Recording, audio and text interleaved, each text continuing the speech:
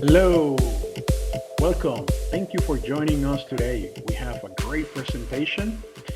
A man that knows about a lot about this topic. He has been doing this for over a decade. Raul Hinojosa, and he comes from the University of Texas at Dallas, and he has a lot of knowledge again. Raul, please go ahead while I cue in your presentation. All right, hello everybody. Thank you for joining us today to talk more about paying for college and about how to find resources for college, a really important topic. As my friend mentioned, I'm Raul Hinojosa from the University of Texas at Dallas, where I am the Director of Community Engagement, which is part of the Office of Diversity, Equity, and Inclusion. So it's really exciting to be here. This is an area that I love to talk about. In our work, we help students and families learn more about the process of going to college, about how to learn about getting into college, how to learn about paying for college, and how to successfully make it through college. And a lot of why I think such a great topic is because for me, this process was really challenging, and there were a lot of people along the way who helped me learn more about resources for college, to learn about how to fill out the FAFSA application, which we're going to talk about today, what that is and how you do it. And those persons, school counselors and people in the community that helped me basically get scholarships to pay for my college education and to make it through college. My mom went to college, was graduated from the university, but there was a long spread of time between when my mom went to college and when I went to college. And so my mom said, I'd never filled out financial aid. Nobody actually ever helped her. She probably could have gone for free to college, but nobody ever helped her fill it out. And so we relied, my family, I and my parents relied on the help of counselors and people to help me get through this process. And so it's been a great passion of mine to do this over my career, and I'm happy to be with you today and look forward to sharing this information and answering your questions in the chat a little bit later. So let's get started. We have a lot of ground to cover and lots of great information to share. So we'll go on to our next screen. Today, we're going to be talking about how to find money for college. And I always start the conversation by talking about myths that I hear all the time that people tell us when I talk about financial aid. So people will tell me, my parents make too much money. There's never any way I'm going to get any help. People will tell us only perfect GPAs, only 4.0 GPA will get me a scholarship. And sometimes we hear people say, you can only get financial aid if you pay someone to help you find it. And so these are all things that are myths that are not true. So we'll go to the next slide. The reality about financial aid and about what we're going to talk about today is that financial aid is available to everybody, and it comes in all shapes and sizes. All of us want to get free money for college, and that we're going to talk about how you can qualify for that, or if your family may qualify for that. But the reality is everybody can get perhaps a loan or some other kind of financial aid. So there are a lot in scholarships or things like that. So there are lots of different kinds of ways that you can find funding for college. Some of them rely on income, some of them don't rely on your family's income. The other thing is you should never ever pay anyone for help. So there are people who try to take advantage of communities by saying, if you pay us $500, we will find you money in the financial aid system, or we will find you a scholarship.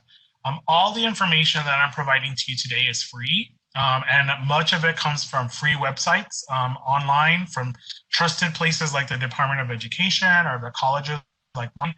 So you should never ever pay anybody for money. If it sounds too good to be true, to be something someone promises you, then it probably is not something that's not good to pay for. So the other thing is the myth about perfect GPAs. If you have a 4.0 GPA, that will help you in a lot of things. But there are people who get scholarships with 3.0 GPAs, with B averages, and maybe many other characteristics. So we'll talk about scholarships. You don't have to have a 4.0 to get a scholarship. It helps, but it's not the only way to get a scholarship. So we'll go on to the next slide. So some of you may be graduating in just a few months, like maybe in 60 days, you may be getting to graduation, or maybe closer to 70 days.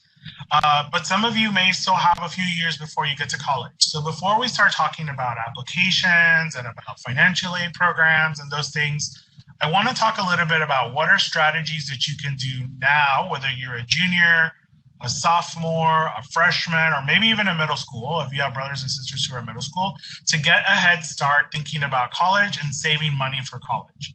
So one of the things that you can do is take college credit classes while you're in high school. So many high schools around the country are now offering advanced placement exam or advanced placement classes, AP classes. They may be offering you dual credit classes is another one that has gained in popularity, where you're taking a class at a community college that fulfills your high school requirement. So that's one great way to get college credit. If you take an AP class and you take the AP exam at the end of the year and you score high enough to get credit, then you don't have to pay tuition for that class later when you get to college. So you save the money and the time in that tuition class. And same thing with dual credit. If you take a dual credit class at a community college and you pass it, then the university or the community college where you attend can give you credit for it on your degree plan, and you don't have to pay for that class. There's also something called a CLEP exam, which is a college level entrance exam. And that exam is one you would take at a college or university. And if you pass that exam, then you don't have to pay tuition for that course as well, and we'll give you credit for it on your degree plan. So that's something you can get started with actually before you even graduate. You can try to sort of earn credit and save money in the long run. The other thing that you should think about is when you choose classes when you get to college, it's important that you choose your classes carefully and think about your major. In high school, explore as many career options as you can. Because if you get to college and you don't have a major, that's okay. Many students come with undecided majors. But if it takes you a long time to figure it out, then you may be taking extra classes and paying extra tuition and spending extra time, and it may cost you longer in the long run. So it's important to, choose your classes carefully, to talk to your advisor, and to think about before you get to college what major classes you might be interested in, and take some of those and explore, do I like this or do I not like this, so that when you get to college, you can have the most efficient process through college. And then some students are choosing to go to community college first and then transfer to university. So many students at UT Dallas, the university I work with, we actually take more transfer students every year than we do freshmen. And so it's possible that going to community college to first take your basic courses, your general education courses, or your core courses at the college may be more cost efficient, and then you transfer to the university after you do that. So that's another option for students to consider to save money in the long run. So next step, next page, right? So now that we've talked a little bit about strategies, let's talk a little bit about the actual financial aid programs that exist. And if you are a senior, we're going to talk about some really important steps you should take, or you should have taken as we go through this process. Or if you're a junior, you can plan ahead, right? So there are three types of federal student aid. So federal student aid comes from the federal government, from the Department of Education. And let's talk a little bit about each of them. So the first one is free money. And free money, which is typically grants, are offered to students based on financial need. They're based on your family's income or based on your family's economic situation. You don't have to pay these monies back, and they're specifically for education. The largest program in the country for grants is the Pell Grant program. So if you receive federal aid and you meet the economic requirements your family has need, then you're likely to get a Pell Grant, which is up right now. Students can get up to just over $6,000 per year for tuition to help you pay for your classes. And you don't have to repay that back. The second type of aid is borrowed money. So these are loans that you can get, and the direct loan program comes from the Department of Education. A long time ago, students used to get the money from a bank, but now it comes directly from the government to students to help you pay for your education. These loans are very, very different from a loan that you might get at a bank. Like if you go to a bank in your neighborhood and apply for a loan for a house or for a car or for whatever other expenses, these are very different than those kinds of loans. And the way they're different is these are specifically for education. All students who are U.S. citizens or permanent residents qualify for these loans. Depending on your family's income, you may get one that's a subsidized loan, which means the federal government pays the interest while you're in college, or you may get an unsubsidized loan, which is one where it earns interest as soon as you get the loan and starts to accumulate interest. These loans, the interest rate cannot go over 8% by federal law. So right now, the interest rates are sitting at just around 6%, which is a really great interest rate for a loan. These loans have different repayment terms. If you get a private loan, you have to start repaying it back right away. These loans, if you get it, you do not begin paying back until you graduate from college or if you stop going to college. You'll have a 6-month grace period, and then you start your repayment. That's when you have to start making payments on your loan. The loans also have a 10-year repayment period, so you have 10 years to repay the loan. There are some payment plans that are a little bit longer, so you would talk to your federal servicer about that once you graduate, about how you want to repay it and what kinds of payments you would make. These loans, the idea is that you're going to invest in your future now, and when you get a job and graduate from college, then you start to repay basically that advance on the salary that you're getting before you get to college. So I know that many of us don't want to borrow money, but I think that students should think seriously about if your only way to go to college is to borrow some part of your tuition, then think of it as a good investment in your future rather than a negative investment.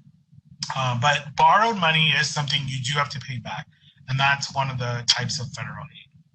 Then finally, the third kind of financial aid that's available to students is the work-study program. And it's an earned money program. So basically, you receive financial aid for a payment for your work, and you work on campus to receive this kind of financial aid. So you would work part-time up to maybe 20 hours. I have a lot of work-study students. They work 12 hours in my office per week.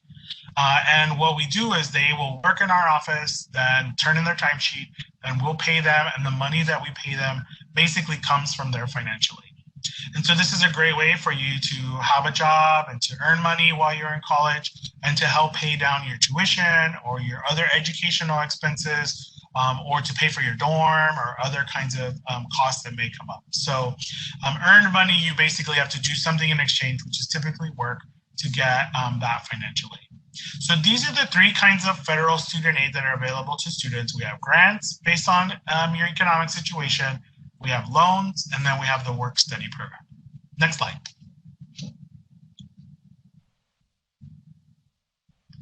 So to access this kind of financial aid, you have to gather some information, and you'll actually do this application in your senior year of college. So, your senior year of high school is when you'll actually do this application. So it's important to start collecting this information so that when you sit down to do the application, you'll have everything that you need.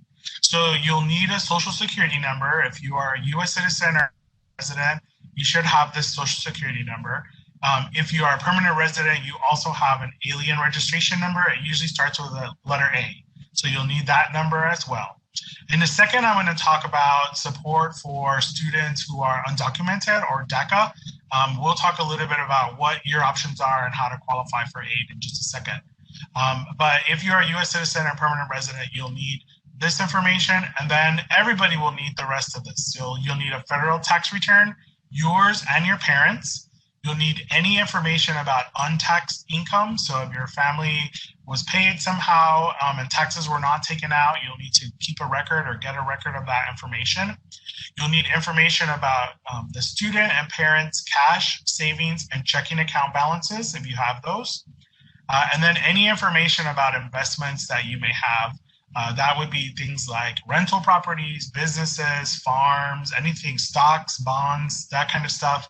You want to have information about those.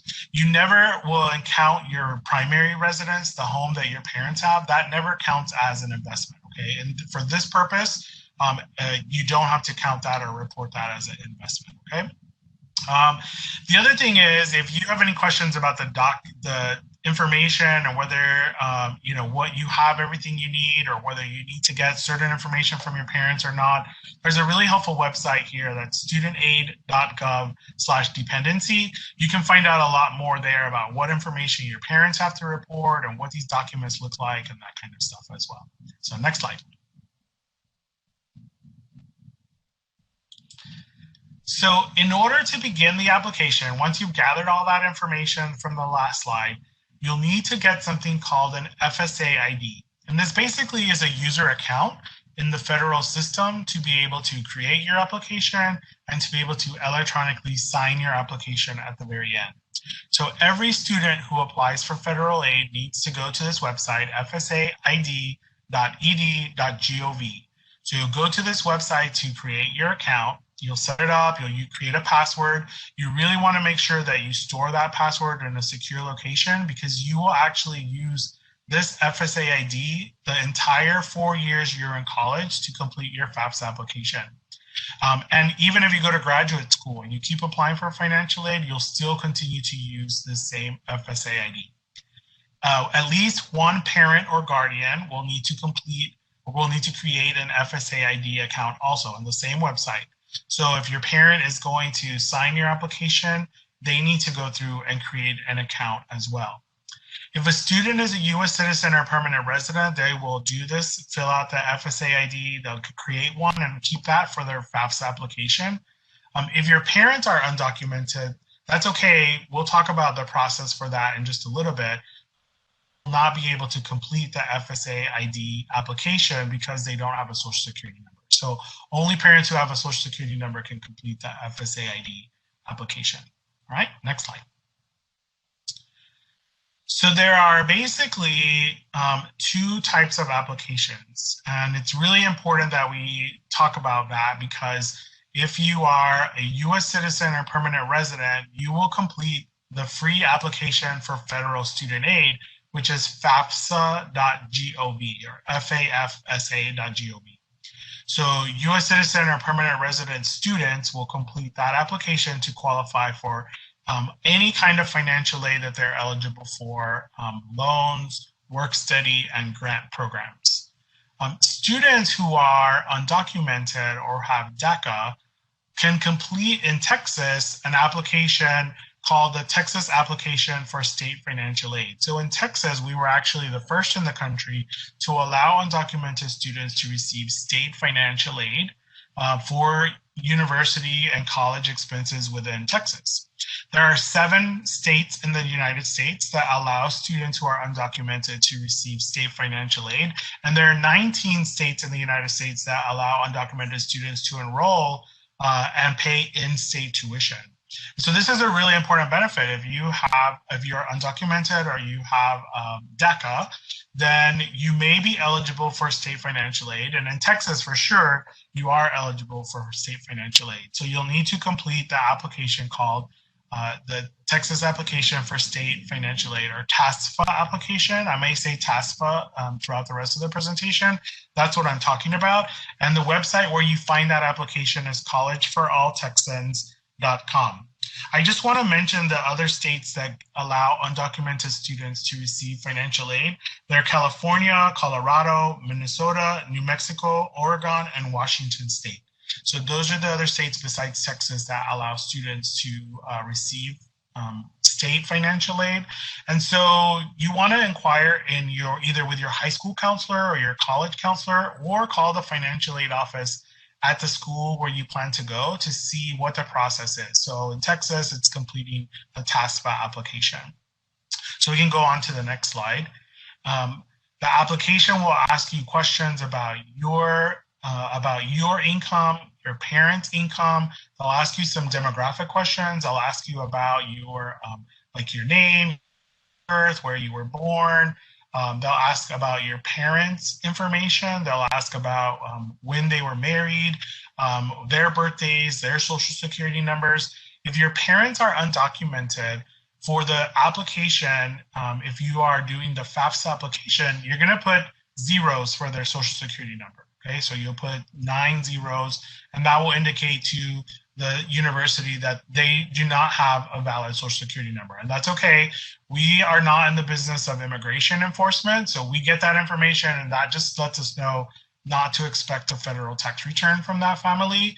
That information doesn't go anywhere else beyond the financial aid office that receives that information. So it's important that you share that with your parents as well, so they feel comfortable providing this information. It's separated out from the federal systems. So you'll do your FAFSA or your TASFA application, your state financial aid application, with the details that all the paperwork we asked you to put together. And you will actually go in to complete that application anytime beginning October 1st of your senior year in high school. So starting October 1, the application goes live, and you basically have until June of the following year to complete the FAFSA application. Now, I'm going to give you an insider tip. It's really important that you complete your financial aid application as early as possible, because financial awarded to students on a first come, first served basis. And eventually we do run out of funds. So if you don't want to wait until the last day to complete the application, because you may not be able to get any financial aid at that point. So it's important that you start October 1st or soon thereafter to complete your FAFSA or state financial aid application. One of the things that you need to think about is gathering the tax return information for your family. And it's always the tax return from 2 years prior. So I'm going to give you an example just to make it easy. So if you are a senior right now in high school, you are completing the 2021-2022 financial aid application. And you could have started completing that application as early as October 1st, 2020, which was last October. And the income tax return that you need to include is the 2019 income tax return. So the income tax from 2 years prior, okay? So that's how this process will always work. So if you are a junior, next year, you will do your application and you will include your 2020 income tax information. So if you ever get confused about that, you can always find that information on the FAFSA website, or you can always call the college or university that you're interested in attending, and we'll help walk you through the deadlines and what tax year information you need to include. Next slide. So once you complete the FAFSA application, you'll send it electronically to the Department of Education. It submits electronically to the Department of Education. The very last step is for you to sign electronically the application by putting in your password from your FSA ID, and it'll submit electronically to the Department of Education. If you're completing a state financial aid application like the TASFA, it may be handled a little bit differently. So in Texas, we require students to mail their application to the college they're planning to attend, or to drop it off in the financial aid office. Right now, many of the financial aid offices are closed because of COVID protocols, so they're working remotely. So you just want to check what's the best way to submit that information if you have to do it through paper. Once you before you submit the application, make sure that you review to make sure there's no mistakes. This is a really important step, because if you add an extra zero to your family's income, or you mess up your social security number, it can really cause major delays in the application processing. Or it could disqualify you for certain types of financial aid. So make sure that you double check and triple check the information before you submit it, so that there are no mistakes. And you may want to have a college counselor or your parent or someone look over it just to be sure that everything is accurate.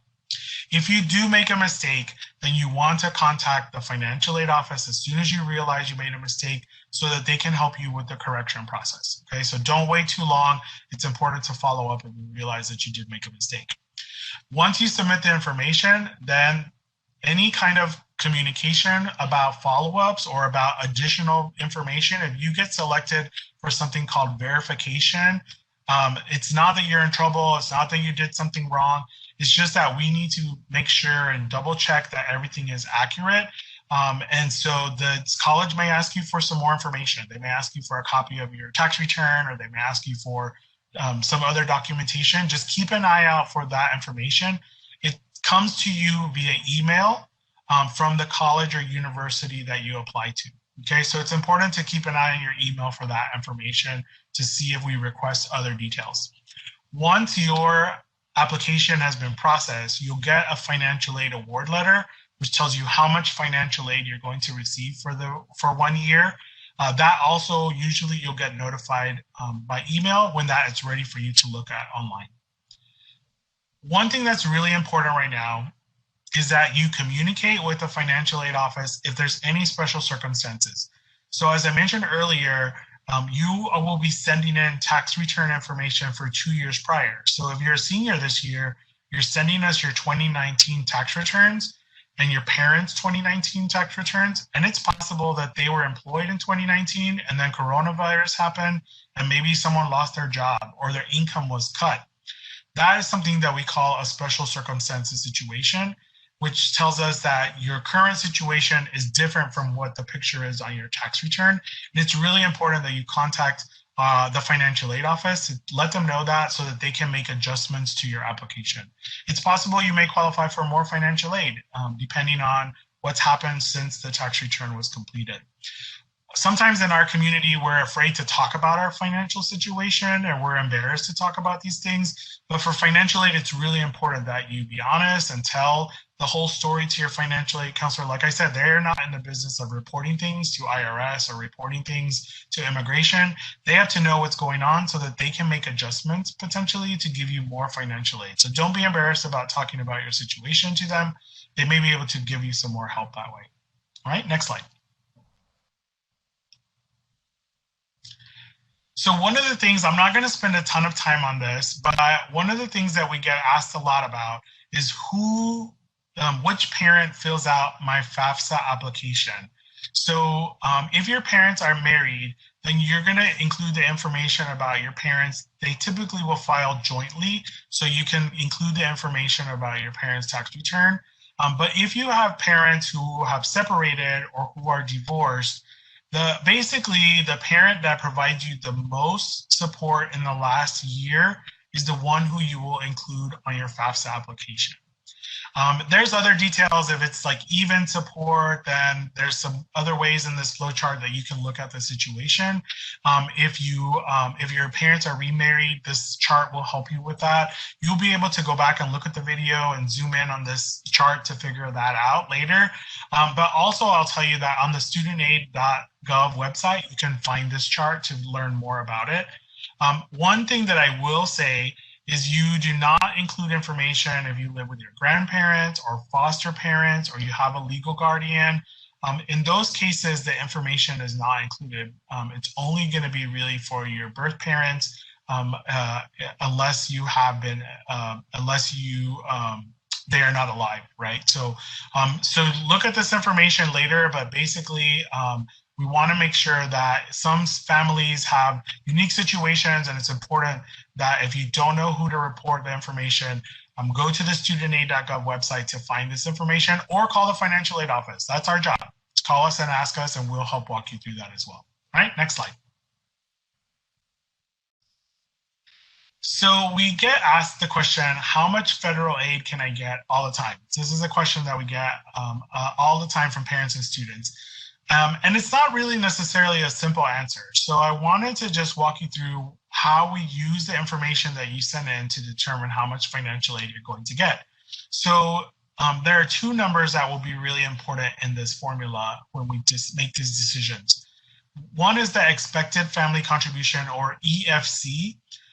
When you do your FAFSA or your state financial aid application, we get all of that data and we calculate an expected family contribution. This number is the number or the amount that a family is expected to pay for 1 year of expenses for college.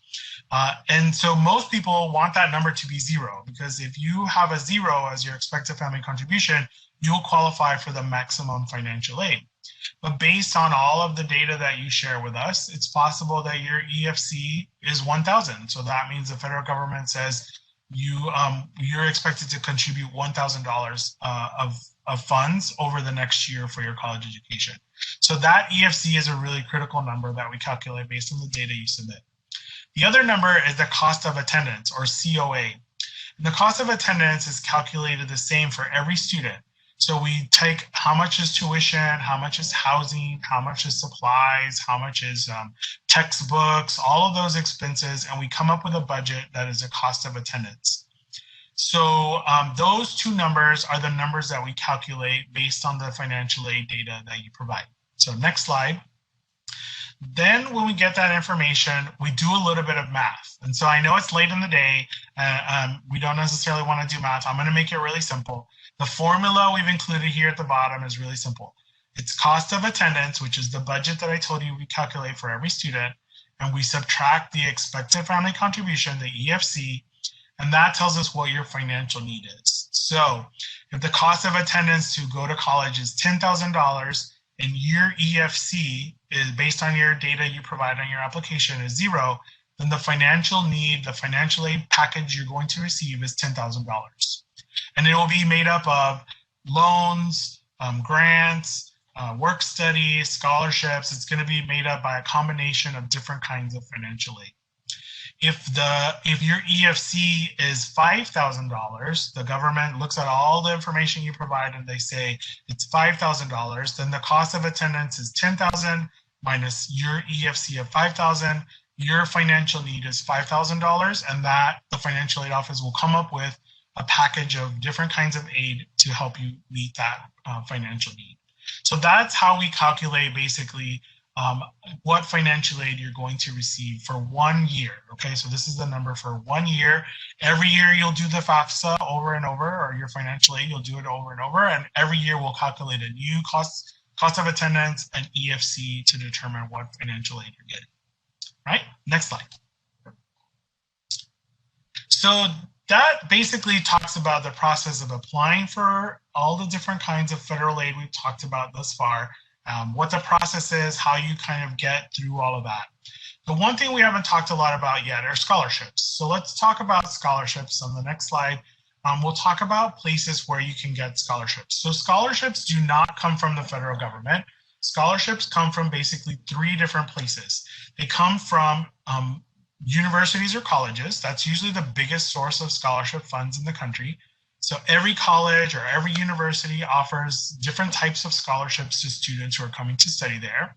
So you want to research what are the scholarships available to me if I go to that school. Private foundations and organizations also offer scholarships. So there are groups like the Hispanic Scholarship Fund. There are groups like the Chamber of Commerce. There are religious groups like churches. There are professional groups like the Society of Hispanic Professional Engineers, SHIP, SHPE. Those are all kinds of private groups and nonprofit organizations that offer scholarships to students. So you can do research about those groups to see if you qualify for any scholarships from them. And then there are also business and industry that offer scholarships as well. So for example, Coca-Cola, Walmart, American Airlines, Southwest Airlines, all of these companies where we shop or that do business in the country are places that offer scholarships as well. And so these 3 sources are the main places where you can find scholarships. Scholarships are a little bit different though, in the sense that there's not one application that puts you into all of the federal aid, like FAFSA, that's how it works. But there's not one scholarship application for all of those. So you have to do research, you have to find what's the application for the scholarship, or what's the process for applying for the scholarship, what are the requirements, what are the deadlines. All of that information is really relevant in order to search and find scholarships. Next slide. So in the last section of the presentation, I talked about federal aid, and the main way that you qualify for federal aid is through economic need, right? So we said students with the most need get the most financial aid, but everybody qualifies for at least something, maybe like a loan or something like that. Scholarships are different. Scholarships are awarded to students primarily based on academic merit or special talents. So you could get a scholarship, obviously, for having good grades, for having a good class rank, for being involved in your community, for community service, for leadership. It could be for sports if you're really good at sports or you're really good at band. There are many different ways that merit or special talents can earn you a scholarship. And that's where you'll look for those three places that we talked about in the last slide. You can look for scholarships. Typically, scholarships, the deadlines and the period to apply for scholarships runs from October to March. So in your senior year of high school, you want to be looking for scholarships and applying before the deadlines, which typically are between October and March. You want to be really careful about following all the directions carefully on the scholarship application. I'll give you an example. Like, we have a scholarship in my office that we manage, and we give away 20 scholarships, and we get 400 applications, about 400 applications every year.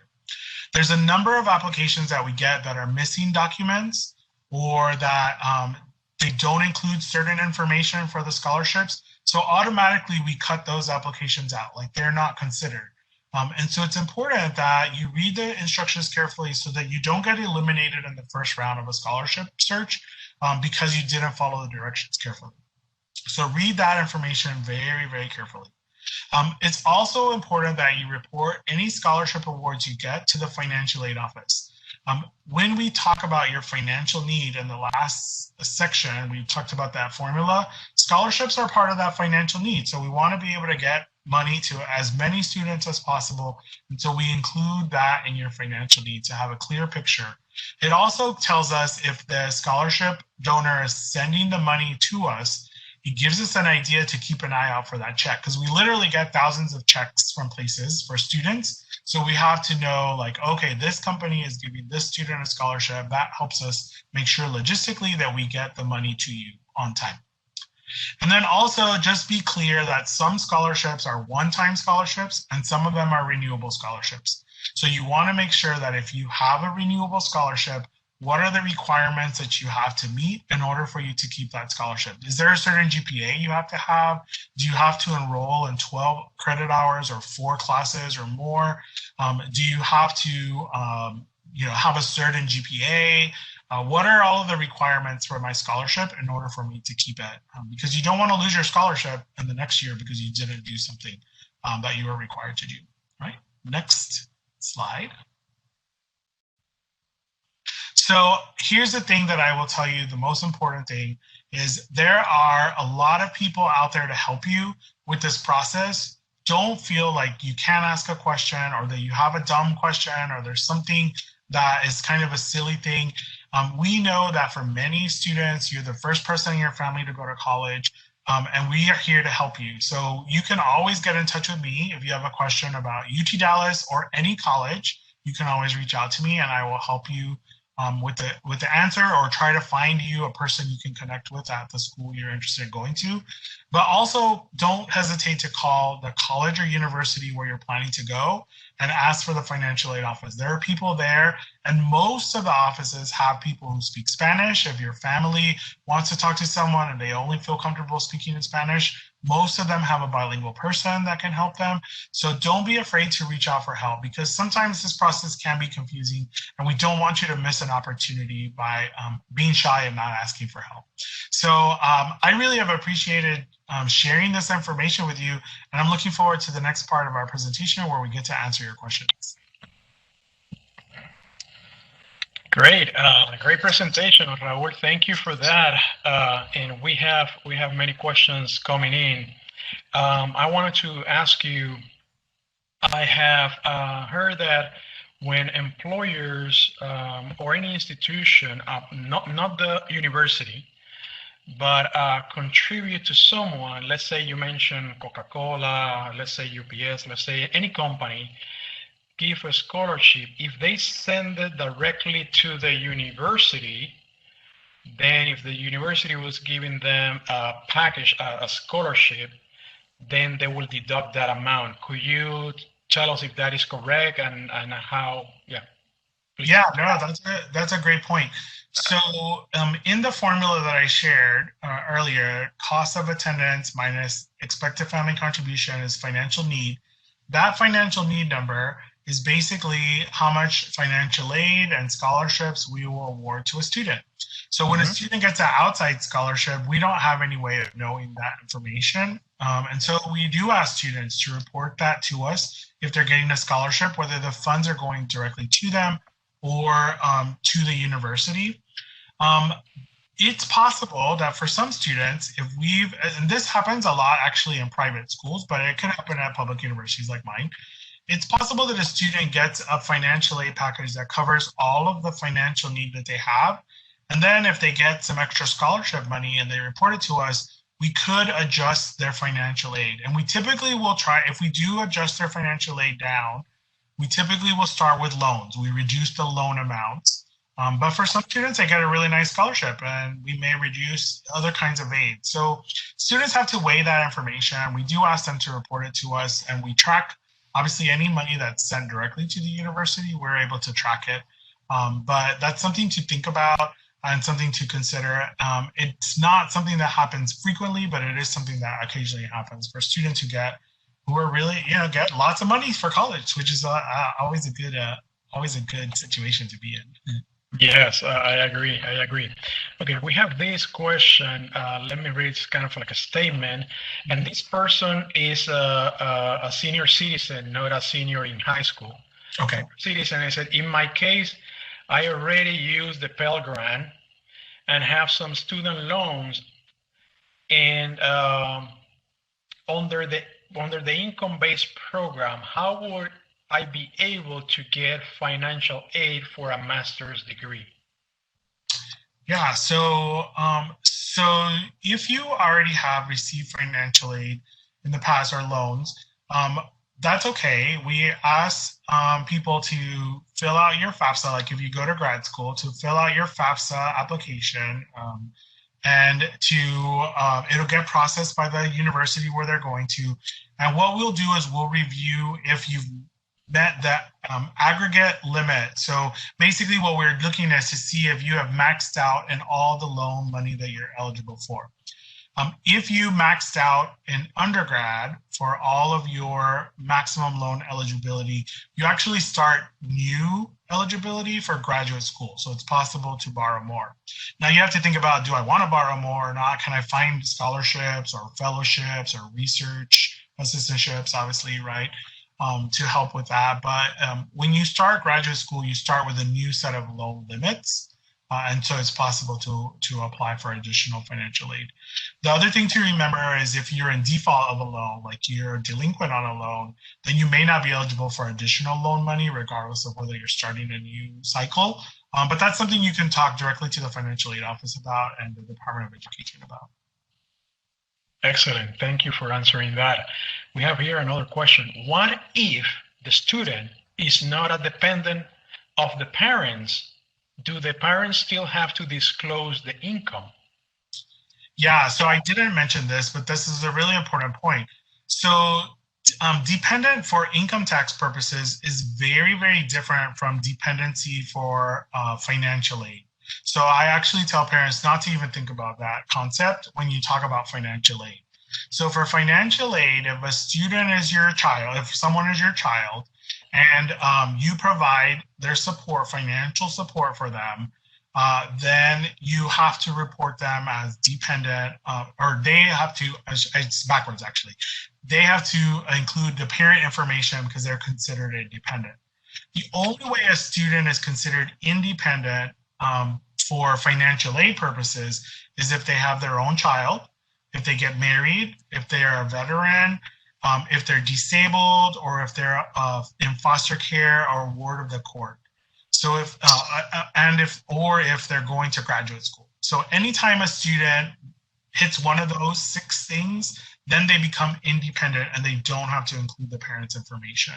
Otherwise, they have to include their parents' information regardless of whether they are dependent or not for tax purposes. Great. I have another one that probably is hitting the same topic. Do I qualify for grants if I am not able to provide the parents' financial information? I have a student that has been evicted by their parents and is not able to get last year's financial information.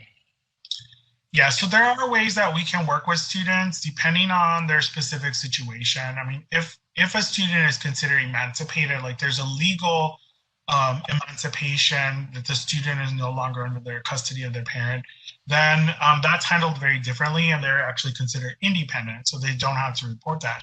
But there are some situations where parents and students they're just not communicating, and they're not able to get that information for whatever reason.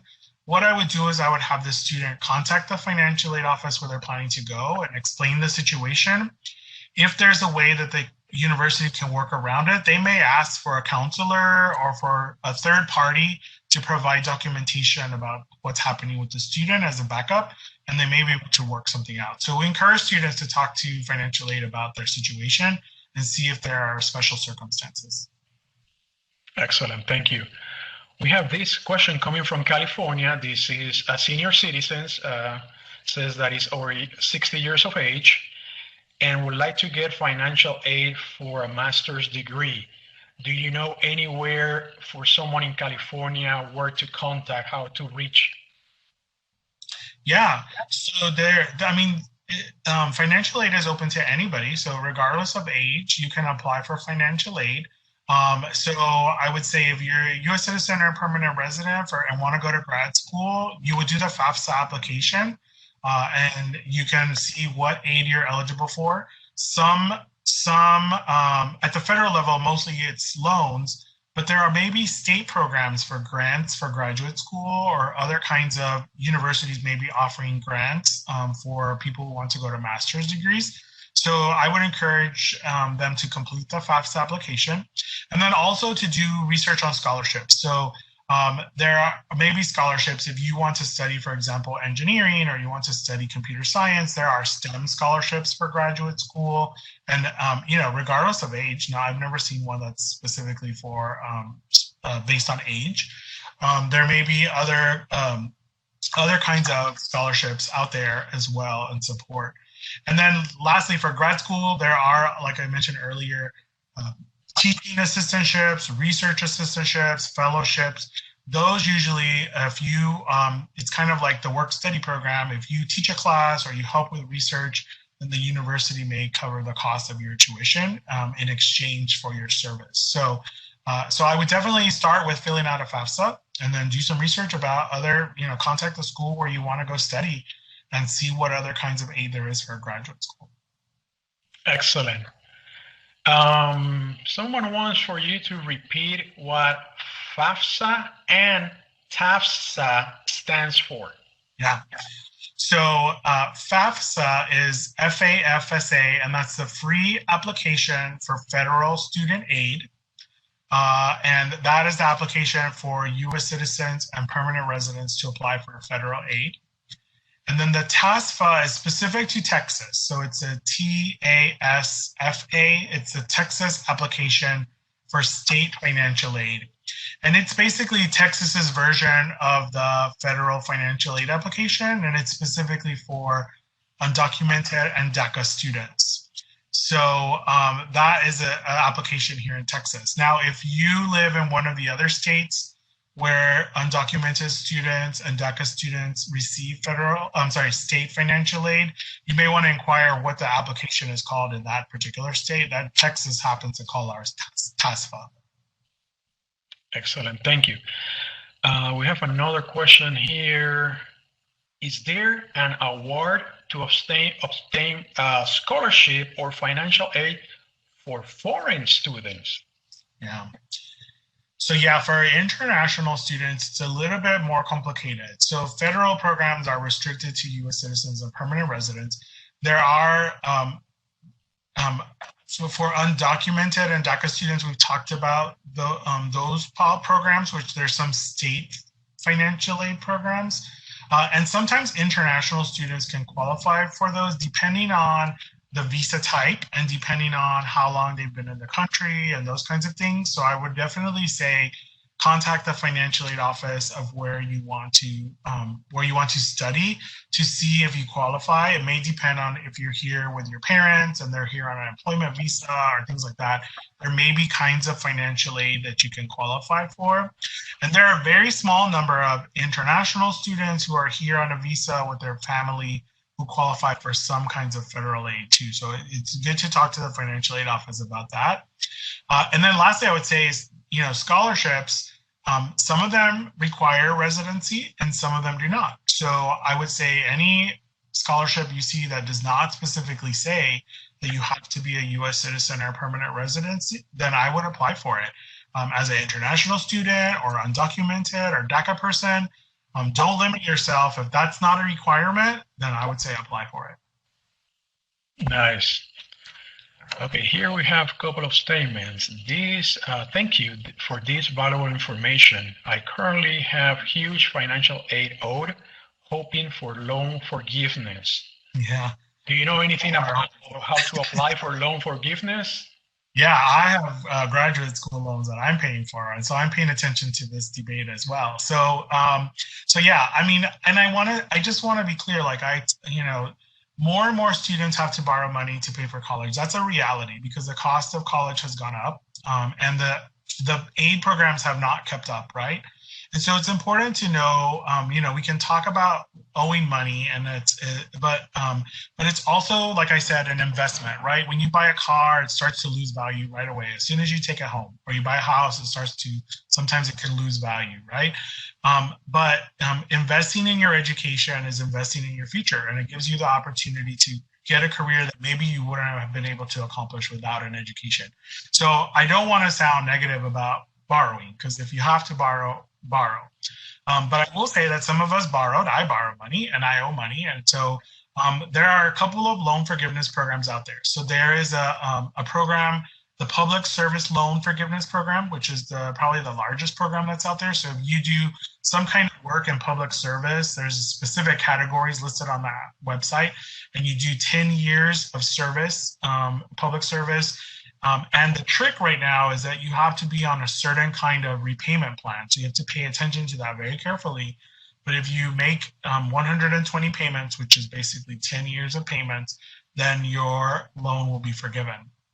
There are conversations happening right now at the federal level about doing some kind of broad forgiveness.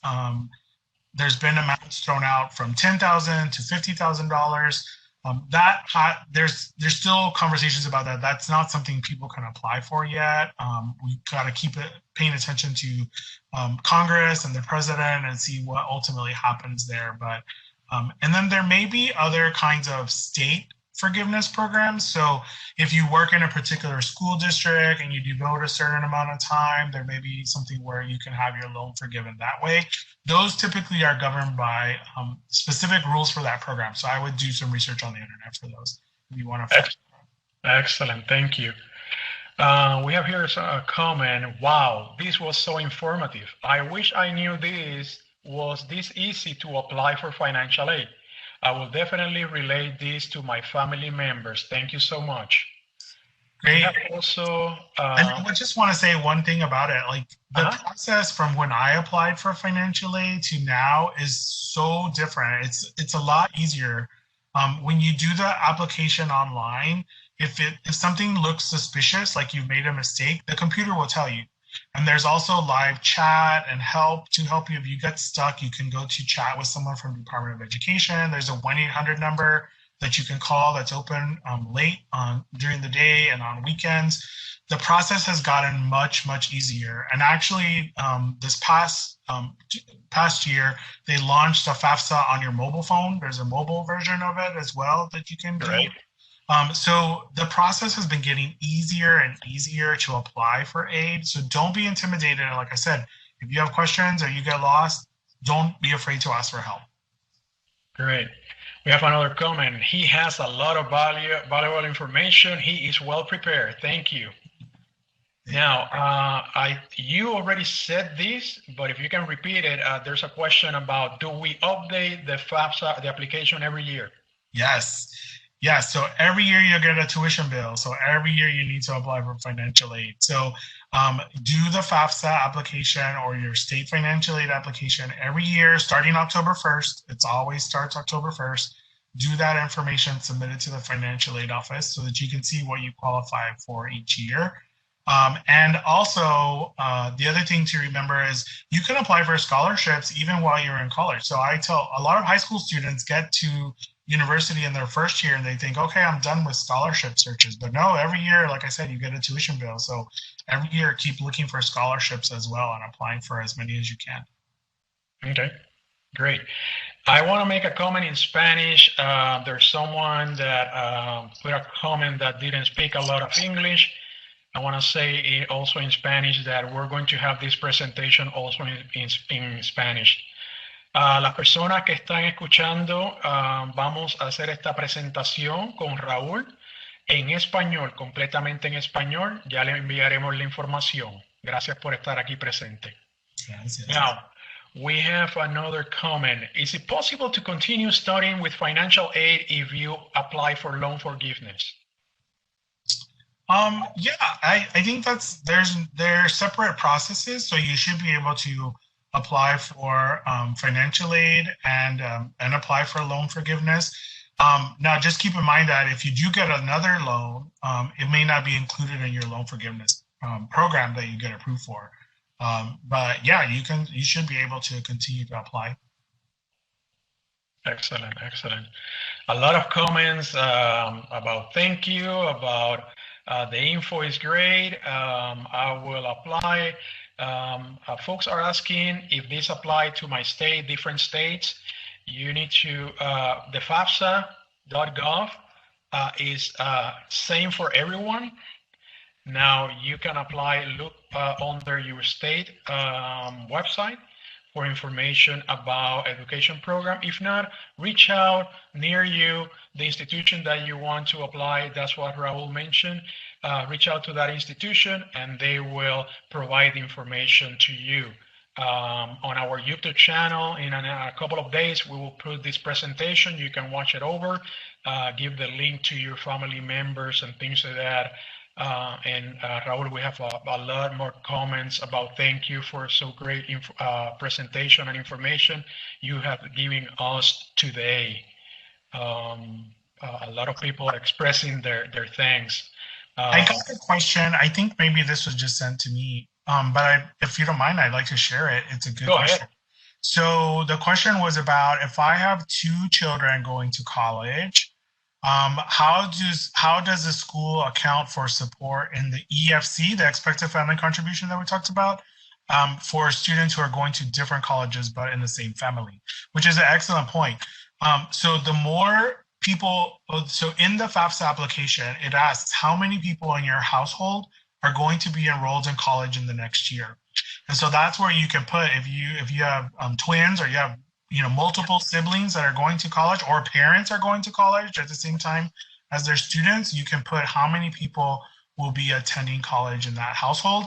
And we calculate all of that into the expected family contribution because we know there is more expenses for college in that family. So that's a very good question, and that's accounted for in the FAFSA application. The one thing that's important to remember also is that every student who's going to college in that household for the next year needs to do the FAFSA. So everybody does their own separate FAFSA or financial aid application every year. Excellent. We have more comments here. Thank you so much for this information. Siempre un placer. Muchísimas gracias. We have another one. I really enjoyed the presentation. Thank you. It was really helpful. Sure wish I had this information 40 years ago. Yeah, I know we have been there. Raul, last minute words, comments for the audience you want to leave us with? Yeah. So I know this is kind of a strange time for students with coronavirus and with our big changes around, but a college education continues to be important. The people who have done well through the economic downturns in our history are people who have bachelor's degrees and master's degrees. So students, don't lose your motivation. There's ways to help you pay for college like we've talked about today. stay on track to go to college and study. That's such an important thing and continues to be for our community and for our nation. And so that's, I think, the most important point to leave with today. Excellent. Thank you. Raul, un placer. Muchísimas gracias. Thank you for providing your time.